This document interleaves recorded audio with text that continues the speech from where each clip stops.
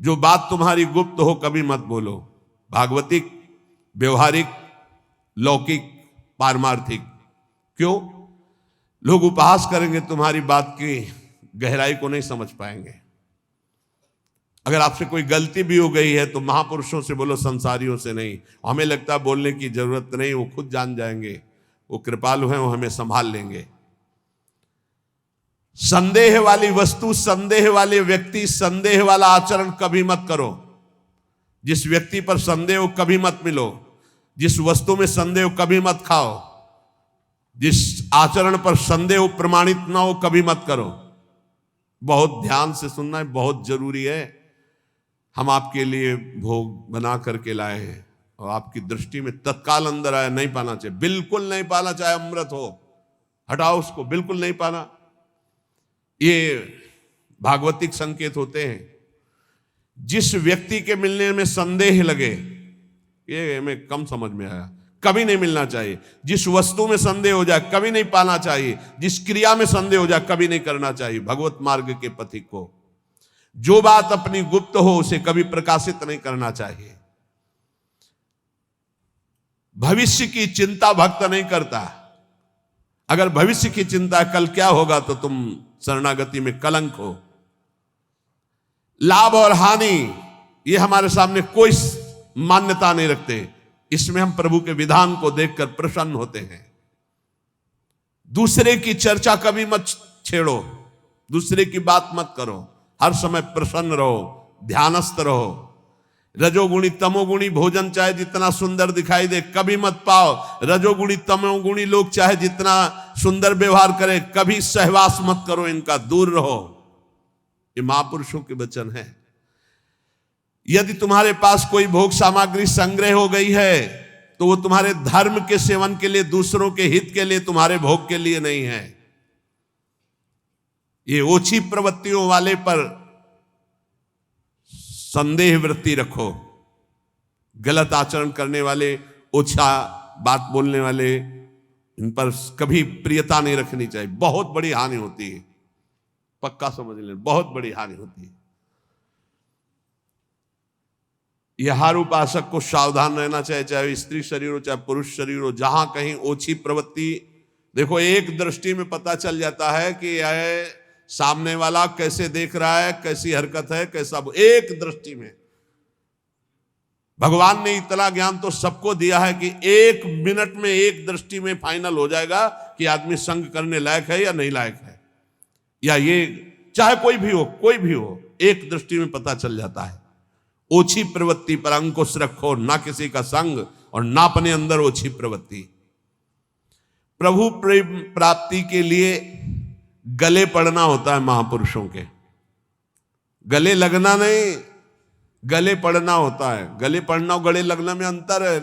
गले पड़ने का मतलब होता है अब आपके सिवा हमारे पास कोई साधन नहीं है, अब आप ही हमारे प्रेम प्राप्ति के साधन भी हो और साध्य भी हो। ऐसे गुरुजन महापुरुषों का आश्रय लिया जाता है। प्रभु प्रेम प्राप्ति के लिए महापुरुषों के पीछे पड़ जाओ, गले पड़ जाओ। वो देख ले कि अभी है हमारे पिंड छोड़ने वाला नहीं, दुत्कारे फटकारे तो भी नहीं, तो निश्चित भगवत प्रेम प्राप्त हो जाता है, क्योंकि भगवान उनके हृदय में जागृत हो चुके हैं। ना तुम्हारे अंदर घबराहट होनी चाहिए, ना कोई उतावलापन होना चाहिए। धैर्य, सात्विकता का अनुसरण करने वाला, भगवत दर्शन की अभिलाषा रखने वाला बड़ा गंभीर स्वभाव का होता है, बड़ा धैर्यवान होता है। जल्दी उसके धैर्य को कोई तोड़ नहीं सकता। ऐसे ही साधक को परम सिद्धावस्था की प्राप्ति होती है। जब तुम्हारे कहीं कोई पाप कर्म करने का अवसर आवे तो शर्मा जाओ, लज्जा कर लो, धिक्कार है अपने को, हटो वहां से। जब कोई गलत बोलने का अवसर आवे तो मौन, दांती पीस लो। ऐसे गलत बोलने का अवसर आवे, दांती पीस लो। जबान है ही नहीं हमारे, बोलते रहो, दांत कस के दबाए रहना, बोलना नहीं। अगर बोला तो गड़बड़ हो जाएगा।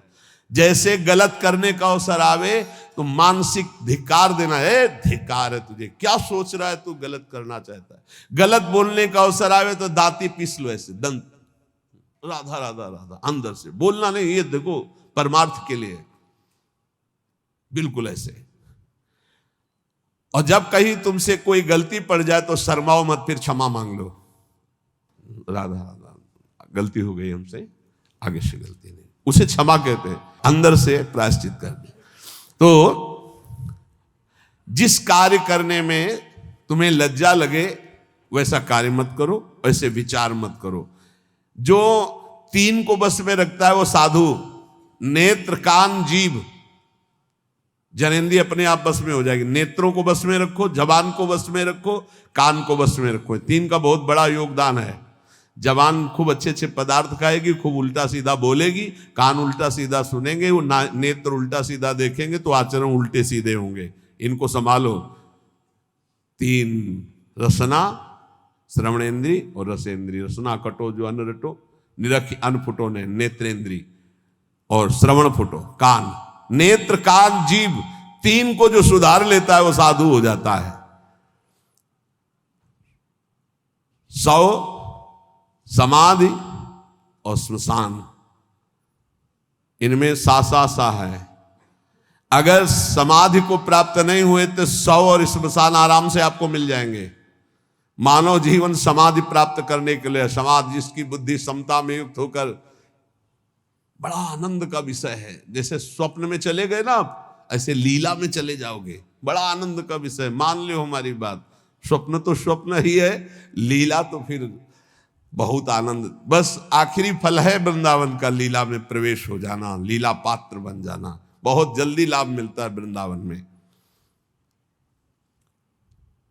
श्री भगवान महायोगेश्वर हैं, करुणा करके बता रहे हैं कि उपासक यज्ञ के द्वारा ही परम पद को प्राप्त होता है। कल कई यज्ञों का वर्णन सारांश में किया गया था। ब्रह्म यज्ञ, प्रत्येक कर्म में कर्ता करण क्रिया पदार्थ सब कुछ ब्रह्म रूप है, ऐसा अनुभव करना ब्रह्म यज्ञ, जो कल वर्णन हुई थी। ब्रह्मार्पणम ब्रह्म हविर् ब्रह्माग्नो ब्रह्मणाहुतम ब्रह्मविद्यम गंतव्यम ब्रह्म कर्म समाधिना। इसी को भगवद अर्पण रूपी यज्ञ की व्याख्या कल की थी। संपूर्ण क्रियाएं, संपूर्ण पदार्थ भगवान के हैं और भगवान के लिए कर रहे, ये भगवद अर्पण रूपी यज्ञ है। और एक अभिन्नता रूपी यज्ञ का वर्णन किया था। असत से सर्वथा विमुख होकर परमात्म स्वरूप में अभेद भाव से तन्मय हो जाना, ये मैं ब्रह्म स्वरूप हूं, ये सबसे बड़ी ब्रह्म यज्ञ का वर्णन हुआ था। कर्तव्य कर्म रूपी यज्ञ का वर्णन हुआ। केवल दूसरों के लिए ही सुख का संपादन जो करते हैं वो कर्मयोगी कर्तव्य कर्म रूपी यज्ञ करते हैं। संयम रूपी यज्ञ का सारांश में कल छोटे छोटे श्लोकों में वर्णन था। एकांत काल में अपनी इंद्रियों को विषय में प्रवृत्त ना होने देकर परमात्मा में लगाना, ये संयम रूपी यज्ञ है। विषय हवन रूपी यज्ञ, व्यवहार काल में इंद्रियों का विषयों से संयोग होने पर उनमें राग द्वेष पैदा ना होना और परमात्मा स्वरूप में स्थित रहते हुए विषयों का सेवन करना, ये विषय हवन रूपी यज्ञ है। समाधि रूपी यज्ञ, मन बुद्धि सहित संपूर्ण इंद्रियां प्राणों की क्रियाओं को रोककर ज्ञान से प्रकाशित सम में स्थित हो जाना, रेचक कुंभक प्राणायाम आदि का जो वर्णन था। अब द्रव्य यज्ञ का वर्णन, संपूर्ण पदार्थों को जो अर्थ के द्वारा प्राप्त होते निस्वार्थ भाव से दूसरों की सेवा में लगा देना द्रव्य यज्ञ कहलाता है। तपो यज्ञ, अपने कर्तव्य का पालन करने के लिए काम क्रोध लोभ मोह मद मत्सर इन सब के वेगों को सहकर इंद्रिय और मन को प्रसन्नता पूर्वक भगवान में लगाना, हर वेग को सहकर, इसे तपो यज्ञ कहते हैं। एक योग यज्ञ है, कार्य की सिद्धि असिद्धि में फल प्राप्ति में हर्ष शोक न होना, समान भाव रखना, सुख दुखे समय कृत्वा लाभा लाभो जया जयो, ये योग सिद्धि है, ये योग यज्ञ है। स्वाध्याय रूप ज्ञान यज्ञ, शास्त्रों का स्वाध्याय करना, नाम जप करना, नाम कीर्तन करना, ये स्वाध्याय ज्ञान रूप यज्ञ है। प्राणायाम पूरक कुंभक रेचक प्राणायाम यज्ञ है। स्तंभ वृत्ति प्राणायाम रूप यज्ञ, नियमित आहार करते हुए प्राण और अपान को अपने आप में रोक देना स्तंभ वृत्ति रूपी यज्ञ कहलाती है। इतनी यज्ञों का वर्णन कर सारांश में होगा। इसके बाद भगवान कहते हैं यज्ञ शिष्टामृत भुजो यान्ति ब्रह्म सनातनम नायम लोकोस्ति यज्ञस्य कुतोन्यः कुरुषोत्तमो। हे कुरुवंशी श्रेष्ठ अर्जुन, यज्ञ से बचे हुए अमृत का अनुभव करने वाले सनातन परब्रह्म परमात्मा को प्राप्त होते हैं। यज्ञ ना करने वाले मनुष्य के लिए ये मनुष्य लोक भी सुखदायक नहीं, फिर परलोक कैसे सुखदायक होगा। तो भगवान का यहां क्या कथन है, यज्ञ शिष्टामृत भुजो यान्ति ब्रह्म सनातनम। निष्काम भाव से तुम्हारे पास जितनी भी वस्तु सामग्री है परिवार और समाज की सेवा में लगा देना, और जो आपको सेवा के बाद बच रहा उसका सेवन करते हैं। एक ऐसा और एक दूसरा, श्री भगवान को विराजमान करके, सब श्री भगवान की वस्तु है, जो भी प्रसाद पाए भगवान को अर्पित करके, वो यज्ञाशिष्ट अमृत भुजो है, वो अमृत भोजन है। मरने वाली सब वस्तुएं अमृत कैसे अनुभव करा सकती हुई, अमृत भगवान है। जब हम भोग लगा देते हैं तो वो प्रसाद अमृत हो जाता है। ऐसे तो अमृत वस्तुएं हैं, सब मृत्यु लोक की जितनी भी वस्तुएं सब मृत हैं, सब नष्ट होने वाली, पर जब हम प्रभु को अर्पित कर देते हैं तो वो प्रसाद हो जाता है, चरणामृत हो जाता है, उच्छिष्टामृत हो जाता है। इन वस्तुओं को जब हम प्रसाद रूप से स्वीकार करते हैं तो ये हमें भगवत प्राप्ति करा देती है। ये बहुत सरल भाषा में समझो, तुम्हारे पास जो भी वस्तुएं हैं भगवान को अर्पित करके परिवार की सेवा में, समाज की सेवा में, स्वयं शरीर की सेवा में वो प्रसाद हो जाए। बिना अर्पित किए न वस्त्र पहनो, न भोजन पाओ, न पानी पियो। क्योंकि भगवान कहते हैं जो यज्ञ से अवशिष्ट वस्तु का भोग करता है वही परम पद को प्राप्त होता है, ब्रह्म को प्राप्त होता है। यज्ञ ना करने वाला मनुष्य लोक में नहीं सुखी रहेगा, फिर परलोक की बात क्या है।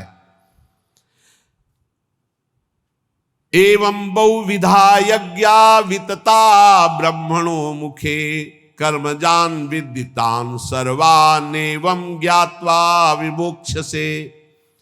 बहुत तरह की यज्ञ वेद शास्त्रों में वर्णन किया गया है, विस्तार से वर्णन है। उन सब यज्ञों को कर्मजन्य जान। इस प्रकार जो यज्ञ को जानता है वो कर्म बंधन से मुक्त हो जाता है। कोई भी कर्म भगवान को बिना समर्पित किए नहीं रहना चाहिए, और भगवान को पाप कर्म समर्पित नहीं किया जाता। कोई भी पदार्थ भगवान को समर्पित किए बिना नहीं पाना चाहिए, और भगवान को सात्विक भोग संपन्न करके ही भोग लगाया जाता है। उसमें तामसिक बिल्कुल नहीं, इसीलिए प्याज लहसुन तक मना किया गया है।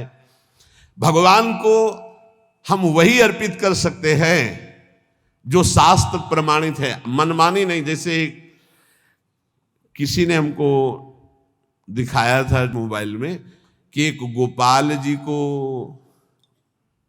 ये सब्जी को वेज कहते हैं और बिना वो उसको क्या कहते हैं, हाँ, उसका भोग लगाते हुए दिखाया था कि हमारे गोपाल जी तो सब नरक की प्राप्ति होगी। ध्यान रखना, राक्षसी प्रवृत्ति का प्रयोग मनमानी मत करो कि तुम्हें कोई डांटने वाला नहीं, तुम घर में गोपाल जी विराजमान कर लिए तो जो मना है सो कर सकते हो।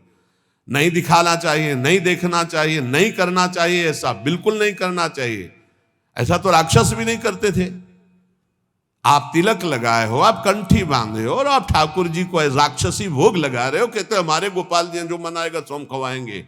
ऐसा नहीं, ऐसा नहीं, मनमानी नहीं। तस्मात् शास्त्रम प्रमाणम ते कार्य कार्य व्यवस्थित हो। ऐसा करोगे तो ठाकुर जी को फिर जो भाएगा वो करेंगे, और उनको जो भाता है तो ये सारी माया उन्हीं की भावना है। ध्यान रखना, उनकी मुस्कुराहट से माया पैदा हुई, उनकी पीठ से अधर्म पैदा हुआ है, उनकी छाती से धर्म पैदा हुआ है। कैसे मनमानी आचरण कर सकते हैं आप ठाकुर जी को वही कर्म अर्पित कर सकते हैं जो शास्त्र सम्मत है। आप वही भोग लगा सकते हैं जो संत सम्मत है। ऐसे नहीं मनमानी, आपकी मनमानी आचरण नहीं।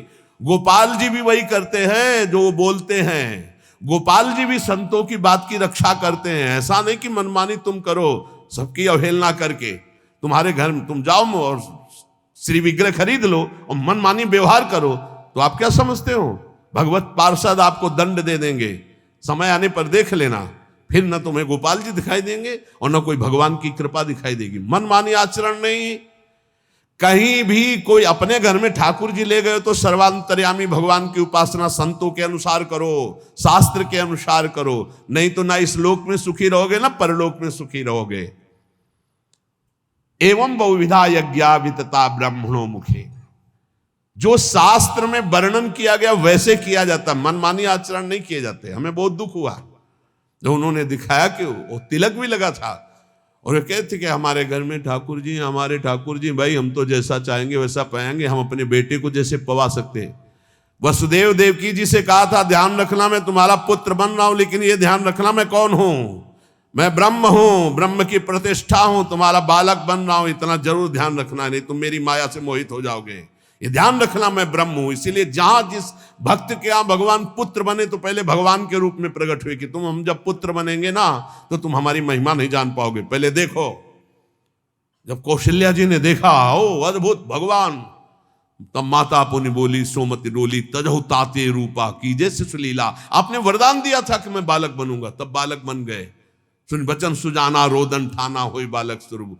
वो सिद्ध महापुरुषों को तो आदेश कर रहे हैं कि ध्यान रखना मैं ब्रह्म हूं, तुम्हारा बालक बनने जा रहा हूं, और तुम गोपाल जी को मनमानी आचरण करवाओगे, ऐसा नहीं है, कभी ऐसा नहीं। वैष्णव पद्धति से सेवन करो ठाकुर जी की। ये कलिकाल कैसा दुष्ट स्वभाव पैदा हो रहा है कि हम मूर्ति खरीद ले, श्री विग्रह खरीद ले, और जैसा अनाचार दुराचार चाहे वैसा भोग लगावें, जैसा चाहे व्यवहार करें, नरक की प्राप्ति होगी, पक्का समझ लो। और अगर धर्म और शास्त्र के अनुसार चलोगे तो वही यज्ञ, वही सेवा, वही पूजा भगवान की प्राप्ति करा देगी। अरे कितने उदाहरण उनके दिमाग में भरे हैं, ऐसे से ऐसा हुआ, ऐसे से ऐसा हुआ। मतलब भगवान ऐसे लोगों को उदाहरण भी दे देते, समझा देते हैं। वो भगवान ने ऐसा किया था, भगवान ने वैसा किया था, भगवान ने किया था। एक कोयला मुंह में जला के जबान में रखो, फिर बोल के दिखाओ भगवान ने आग पी थी, तुम पियोगे आग? पूरा दावानल पी गए थे, भगवान ने गिरिराज जी उठाए, भगवान ने जो किया तुम कुछ कर सकते हो क्या?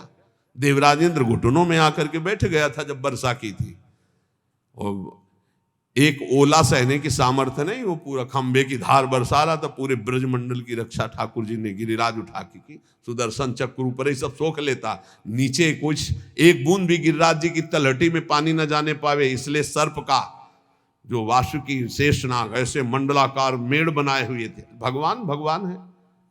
ये आजकल कलयुगी भगत भगवान को ऐसे अशुद्ध भोग लगाने की चेष्टा करते। हम जो खाएंगे भगवान, तुम क्यों खाओगे? तुम क्यों खाओगे? जब भगवान विराजमान किए हो तो उसी मर्यादा से भोग लगाओ। नहीं, तुम जो खाओगे भगवान को खाओगे तो भगवान ने जो जो बनाया वो तुमको भी भोगना पड़ेगा। नरक भी बनाया मेरे भगवान ने, बड़े बड़े भयंकर रोग बनाए, बड़े बड़े भयंकर दंड बनाए। होश में चलो। तस्मात् शास्त्रम, ये भगवान के वचन है, तस्मात् शास्त्रम प्रमाणम ते कार्याकार्यो व्यवस्थितो। देखो भगवान ही बोल रहे हैं ये श्लोक। एवं बहुविधा यज्ञा वितता ब्रह्मणों मुखे। ब्रह्मणों कहते हैं वेदज्ञों को, वेद कहते हैं जो समस्त जानकारी को प्रदान करता है। जो वेदवाणी कह रही हो ब्रह्म स्वरूप है, उसके अनुसार ही यज्ञ करो, शास्त्र के अनुसार करो, संतों की आज्ञा के अनुसार करो, मनमानी आचरण नहीं।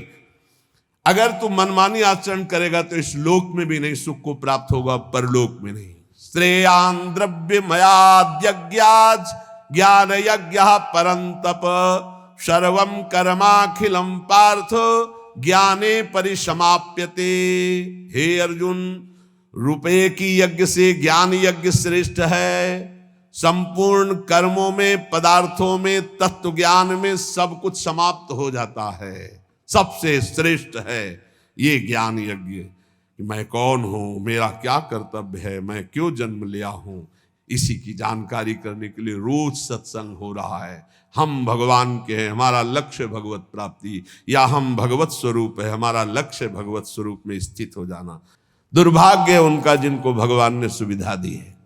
हृदय की बात कहता हूं, दुर्भाग्य है उनका जिनके मोटे गद्दे हैं, एसी है, खान पान की भारी व्यवस्था है, सब कुछ। दुर्भाग्य है उनका।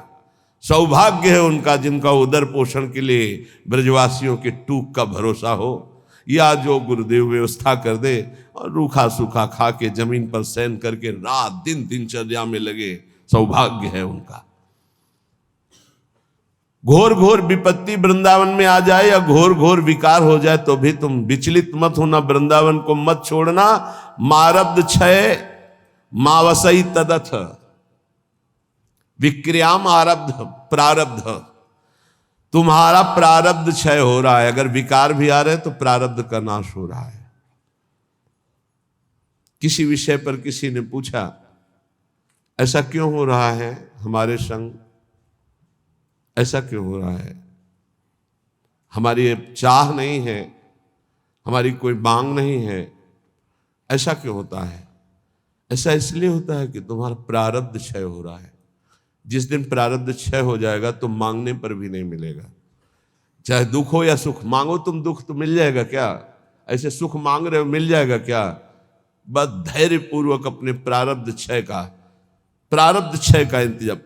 मारब्ध क्षय मां वसई तदथ, वृंदावन वास करते हुए अपने प्रारब्ध क्षय को केवल देखो। दुख आ रहा है, प्रारब्ध क्षय हो रहा है, सुख आ रहा है, प्रारब्ध क्षय हो रहा है। न दुख में हमें दुखी होना, न सुख में फूलना है। तो तन्नाथो सदा खेलय, ये बड़ी बात है पूरे श्लोक का भाव। ये देह अस्मिन देहे कुत्सिते, ये देह बड़ी गंदी है, इससे प्यार मत करो। अपनी देह से, तो औरों देह से प्यार होगा ही नहीं। त्यज वृथाध्यासम यतः, इसका अध्यास छोड़ो कि मैं स्त्री हूं, मैं पुरुष हूं। झूठा है, न तो स्त्री न पुरुष है। संस्मृति घोरा चिंतय चिद घनम, ये घोर फंसाने वाली स्मृति है कि मैं स्त्री हूं, मैं पुरुष हूं।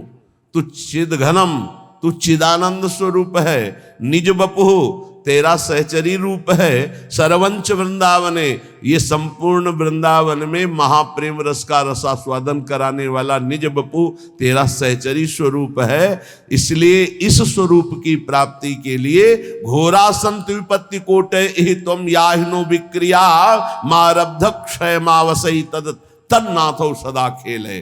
जो अपने प्रारब्ध भोग को भोगता हुआ, क्षय करता हुआ, शरीर भाव में नहीं स्थित है, शरीर भाव का त्याग कर स्वरूप भाव का चिंतन करता रहता है। निज वपु सरवंच वृंदावने, संपूर्ण वृंदावन में अपने निज वपु में ही कि मैं श्री जी की दासी हूं, मैं सहचरी हूं, इस ठसक में। तो बोले तन्नाथो सदा खेले, वो युगल किशोर के साथ खेलने का अधिकार प्राप्त कर लेता है। ये वृंदावन प्रदान करता है। दिव्य स्वर्ण सुनील रत्न सुभगम लीला सनालारुणाम, भोजो श्री मुरलीधरम प्रथुल सद्वेणी सुहारोज्वलम, संबीतोज्वल शोणपीत वसनम कंदर्प लीलामयम, श्री वृंदावन कुंज एव किमपि ज्योतिर्द्वयम सेव्यताम। उस उपासक को दिखाई देता है एक अनिर्वचनीय ज्योतिर्मय जोड़ी, दिव्य स्वर्ण सुनील रत्न सुभगम, एक दिव्य स्वर्णिम कांति श्री प्रियाजू, और सुनील रत्न सुभगम, एक सुंदर इंद्रनीलमणि अद्भुत श्यामाभा सनालारुणाम भोज, उनके अरुण अरुण अधर, अरुण अरुण कर कमल, अरुण अरुण चरण कमल, अरुण अरुण नेत्र कमल, कैसे सुंदर। वो एक दूसरे के बाहु पर बाहु डाले हुए, श्री मुरलीधरम, अधरों में श्री लालजू मुरलीधर के, एक कर कमल प्रियाजू के, एक प्रियाजू का लालजू के, और दोनों एक कर कमल मुरली में लालजू का और एक कर कमल प्रियाजू, और दोनों मुरलीधरम, दोनों के अधरों में एक ही मुरली विराजमान, और दोनों मुरली वादन कर रहे। एक के सिर पर मोर का मुकुट, एक चंद्रिका धारण किए हुए, एक पीतांबर परिधान, और एक उज्जवल रक्त वर्णा चुनरी, अरुण वर्ण की चुनरी धारण किए हुए। ऐसे श्री युगल सरकार का साक्षात्कार उस उपासक को होता है जो ऊपर चर्चा हुई। राधा कृष्णो परम कुतुकाद्य लता पादपानाम, चित्वा पुष्पादिक मुरविधम श्लाघमानो जुषाते।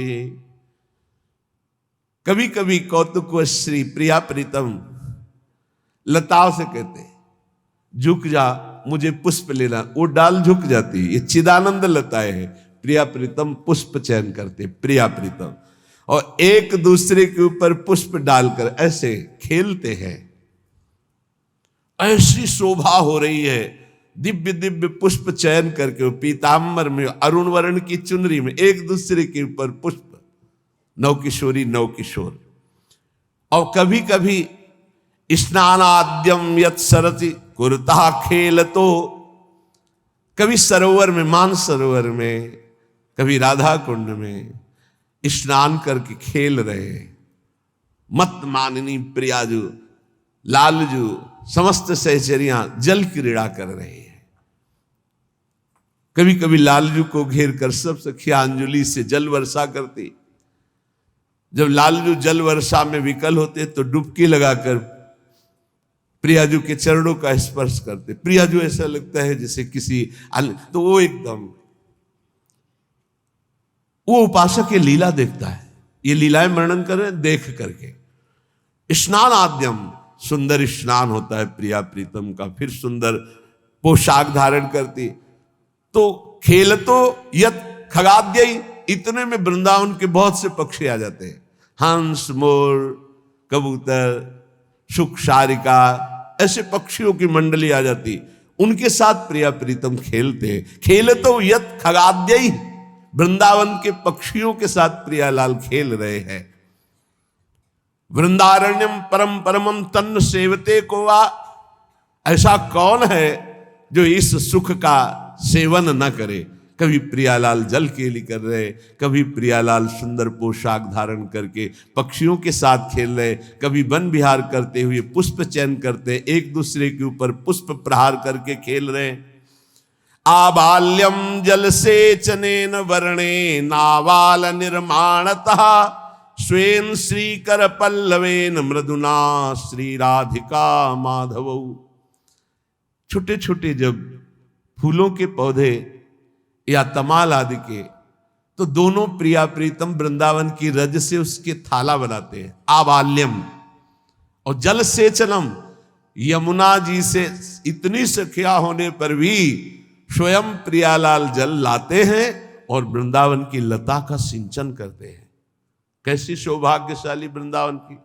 आबाल्यम जल सेचनेन, प्राय वर्णन आया है कि प्रिया जो अपनी स्नेह दृष्टि से वृंदावन की लताओं का सिंचन करती, पर आज एक श्लोक में वर्णन करे आबाल्यम, छोटे छोटे जो पौधे हैं, लताएं हैं, उनको आसपास थाला रच का बना करके, और प्रियालाल स्वयं जल से उन लताओं का सिंचन करते हैं। वर्णे नावाल निर्माणतः स्वेन श्री कर पल्लवेन मृदुना श्री राधिका माधव। थाला बनाकर जल सींचकर और अपने हाथ से इसे दुलार करते हैं।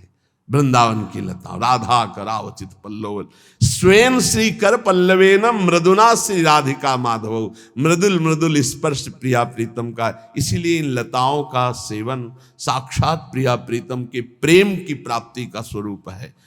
श्री बिहारी देव जी ने कहा, बिना रज और पल्लव लताओं का सेवन किए कोई प्रेम नहीं प्राप्त कर सकता। प्रेम पदार्थ दूर है बिन से रज रूख, रूख माने लता है। यान संवर्द विवाह नव्य कुसुमाद्यालोक के संदर्भ भी। फिर बड़ी सुंदर लीला होती। तमाल का वृक्ष है और एक कंचन बेली है। सुंदर पहले जल के थाला बनाए गए, जल सींचा गया, दुलार किया, और फिर तमाल के वृक्ष को पीतांबर उड़ा दिया गया और बेली में सुंदर चुनरी उड़ा दी गई और समस्त सखियों के साथ ब्याहुला कर रहे प्रिया प्रीतम लताओं का। यान संवर्द विवाह नव्य कुसुमाद्यालोक के संदर्भ भी, फूली हुई लताएं सुंदर सजा करके एक को पीतांबर एक को चुनरी उड़ा दी गई और सुंदर ब्याहुला हो रहा है। पूर्व वर्धित ऐसी सेवा करके फिर उनका विवाह उत्सव मनाते हैं। फिर उन्हीं के नीचे समीप बैठ करके दोनों सखियों के साथ संदर्भ भी हास परिहास करते, जैसे दूल्हा दुल्हन से हास परिहास किया जाता, और मोदते बड़े आनंदित हो रहे प्रिया प्रीतम। सुलता तरुण तान वृंदावनीयान नुमः। वो लताएं प्रिया प्रीतम के चरणों में झुक जाती हैं। इतना प्यार, इतना दुलार, इतना सुख मिलता है कि तो श्रीपाद कह रहे हम ऐसी वृंदावन की लताओं को बार बार नमस्कार करते हैं जो हमारे प्रिया प्रीतम को ऐसा सुख प्रदान करते हैं। बहुत प्यार करो यहाँ की लताओं को। अगर आपके पास कोई और व्यवस्था नहीं तो 2-4 गमले तो लगा सकते हो अपनी बालकनी में। एक तुलसी जी का रख लिया, एक राय बेल का रख लिया, एक और कोई बेल लगा ली। बहुत छोटे छोटे पुष्प के ऐसे पौधे, और अपनी जब सेवा से उसमें 5 पुष्प भी हुए और वो जब अपने राधा नाम में चढ़ाओगे, श्री जी में चढ़ाओगे, बहुत बड़ी बात हो जाएगी। लाखों रुपए के बाहर के पुष्प मंगा कर श्रृंगार करो, हमारे प्रिया प्रीतम को उतना सुख नहीं मिलता। सच्ची मान लेना, जो वृंदावन के 5 रायबेल के पुष्पों से मिल जाएगा, जो वृंदावन के 5 हर श्रृंगार के फूलों से मिल जाएगा। ये बहुत बहुत ही सौभाग्य का विषय है कि अपनी कुंज में पुष्प प्रकट हो और वो हम श्री जी को अर्पित करें। ऐसा भी हो सकता है कि आप 200-250 गज से जगह खरीदे हैं तो 50 गज जगह में आप लता पता और 200 गज में अपने निवास की व्यवस्था कर लीजिए। पर ये उनके विरक्तों को चाहिए कि अब वो भावना के देश में विचरण करें, क्योंकि अगर लता आप लगा दिए हैं तो आपकी कुल परंपरागत उसकी रक्षा करने वाला भी होना चाहिए। लताओं को तो वही मानता है जो प्रिया प्रीतम के प्रेम में मतवाला होना चाहता है, नहीं तो बहुत ही दुर्भाग्य का विषय है।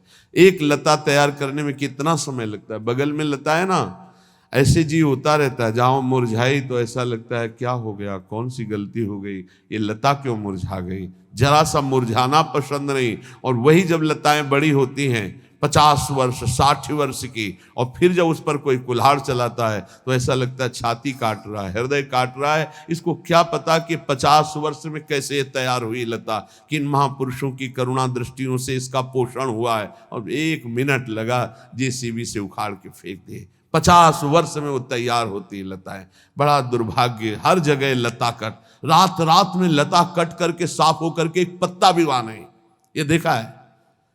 क्योंकि समाज कुछ न कहे या कोई ऑब्जेक्शन न हो, शाम तक वो लता है, सुबह पूरी गायब, वहां बिल्कुल प्लेन, ना कोई एक पत्ता, ना कोई एक कटिंग की कोई वस्तु, साफ एकदम।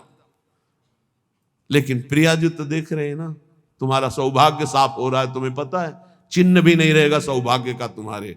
ये बिल्डिंगे सौभाग्य नहीं, सौभाग्य लता पता है।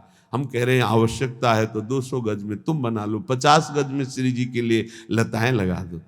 वहाँ सुंदर लीप करके सुंदर 4 पुष्प बिछा दे, भावना की प्रिया प्रीतम। लता भवन सुख शीतल छहाँ, श्री हरिवंश रहत नित जहाँ, तहाँ न वैभव आन की। स्वयं प्रिया प्रीतम खेलते, देखो कैसे लताओं से खेल, ब्याहुला ब्याहुला खेल रहे, स्वयं सिंचन कर रहे, कितने उत्साहित हो रहे लताओं में। अगर लताओं से प्रेम नहीं तो ब्रज प्रेम प्राप्त होना बहुत कठिन है। रज से प्रेम नहीं, रसिकों से प्रेम नहीं तो प्रेम कहां से मिलेगा। यहीं से तो मिलता है, रज रसिक लता, ये 3 प्रेम के स्तंभ में जिनसे बहुत जल्दी वृंदावन का लाभ प्राप्त होता है। शेष चर्चा आगे। बस इतनी प्रार्थना है कि कोई भी मनमानी आचरण मत करो। आप स्वतंत्र नहीं हो, आप 2 जगह से परतंत्र हो। यदि शास्त्र आज्ञा और संत आज्ञा की परतंत्रता स्वीकार करोगे तो माया मुक्त हो जाओगे। यदि मनमानी आचरण करोगे तो ये माया तुम्हें परतंत्र बना के रौंद देगी। इसलिए शास्त्र के अनुसार भोग लगाओ, शास्त्र के अनुसार पाओ, शास्त्र के अनुसार जियो, शास्त्र के अनुसार कर्तव्य कर्म करो। श्री राधा वल्लभ लाल की।